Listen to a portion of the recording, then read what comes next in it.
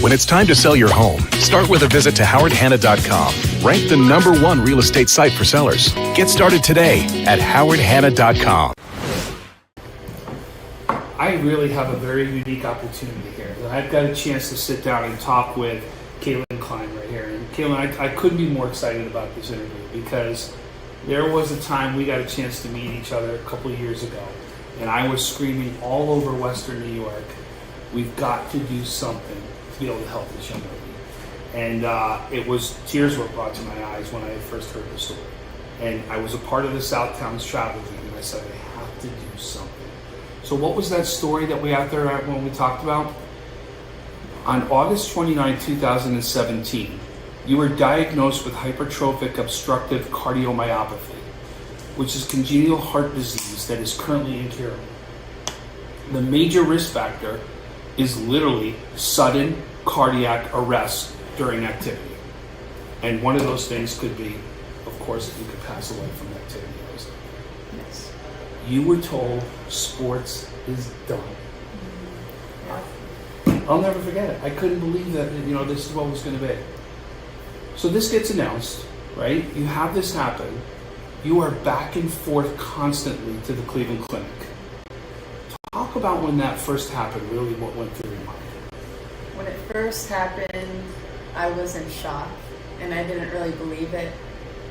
It took about a year and a half for me to actually believe that it was true, because I always thought the next time I go back to the Cleveland Clinic, they'll tell me that I'm okay and I'm able to play again. So I didn't really believe it. But it was really hard the first year because not only sports were taken away, but my entire life was much harder, because even the simple things like walking up the stairs was hard for me to do. I couldn't do gym class.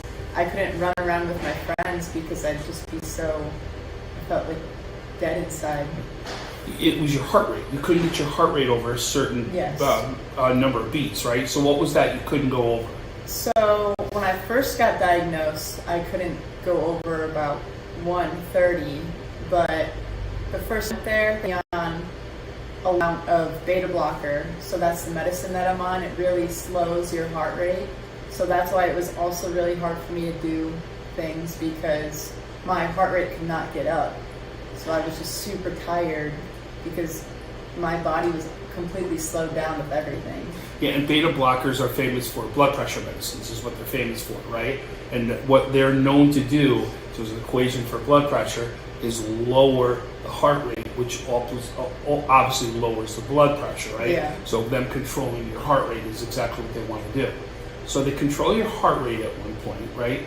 They control a lot of things along the way, and they finally say, you can start doing a little bit more.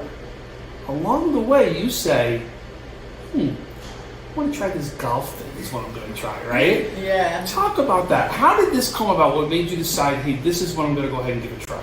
Well, golf was my only option. So I knew I've been an athlete my whole life. I knew that I couldn't totally leave sports. So golf was the only option that they gave us. So we figured, we'll try it out, hope for the best. I got to do something. And you do. Okay. Yeah. So you start this. When does golf actually start? About 2019 is about arts golf? Yeah, right? In my freshman year. Yeah, so you start golf and you come out and you actually start playing with the boys. Yes. Right? And when did you realize, hey, I can do this, all right? I can compete now with some of the best. It actually took me a little bit to gain confidence in golf, because golf is very hard and I wasn't good. I wasn't good when I started off. So it was really frustrating, but probably my senior year, actually, I started to realize that I could be competitive, and I saw success, and everybody loves succeeding, so that's what kind of feeds you. Did part of that frustration come in because you were playing against a lot of the boys more than you were playing against the girls? I didn't mind playing against the boys. Not that you minded, but maybe not saw the success that you were looking for. Yeah, it was tough. And that's what it is. So, wow, all of a sudden you start competing against the girls, right? Yeah. And now you're going, okay, wait a second, I can do this, right? Yeah. It's definitely much easier playing against the girls because I was playing from a much shorter distance. Because when I play against the boys, I have to play from the men's tees. So as a girl, I don't hit the ball as far as the boys, so it's a lot harder to play men's matches. So in that 2019 range, you now get the opportunity to do more. They're going to give you the opportunity to say, let's try some things, right? They wanted to try basketball. Obviously, you've gotten into golf. I want you to talk about that time when you finally got the window to start doing more. So when I got the window to start playing, I actually didn't want to play. I didn't want to play because, to me, at that point, basketball, it broke my heart. It made me so depressed. So what I was thinking the whole time is I'm going to go play for a couple months and then they're going to shut me down again and tell me that I can't play again. So it was kind of a love-hate thing. I hated it. I hated the idea of playing again, but when I was playing, I loved it. I loved playing with my sisters. I loved winning. So it was and she got the chance to play with both of her sisters on the court at the same time. Yes. That was an amazing thing alone. I mean, put all of this aside, that was amazing right there. I know that was. And it was just seeing all of you on the court at the same time was something to watch, right? Yes. It really was.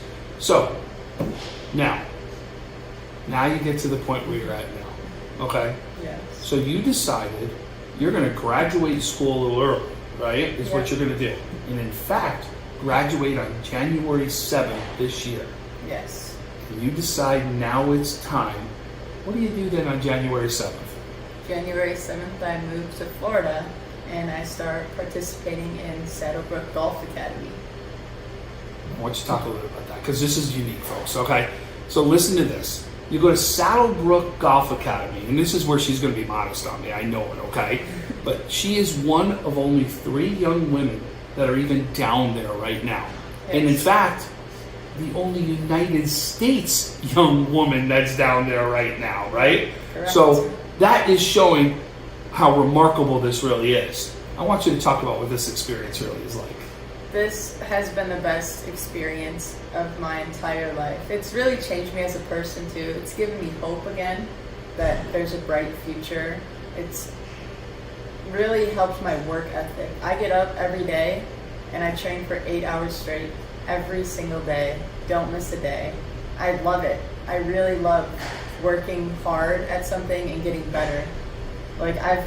After all this practice, I'm finally starting to show good results, and it just makes me want to work harder. So listen, folks, we're here for a reason today. We're here because Kaylin is going to talk about where she's going to land right now for college. Okay? 2017, she is told she will never play a sport again. Never play a sport again. You are about to now talk about Division I golf. How does that feel? Amazing. I'm so excited. So I don't want to take any more thunder from this young woman, but she needs to now announce where she's going to go play Division I golf. Cleveland State University. Congratulations. That is so awesome. I'm so proud of you. This is a story I'm going to tell you. All of Western New York, you got to get excited about this. How could you not get excited about what this young woman has done? Seriously, how many people have been told they can't do something, never going to do it again, and you went out and did it? I know not only your mother, your father, your sisters, all Western New York is proud of you. Thank you. Job. Great job. Congratulations.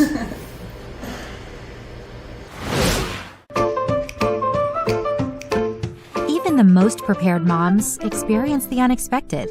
When you do, we're here for you.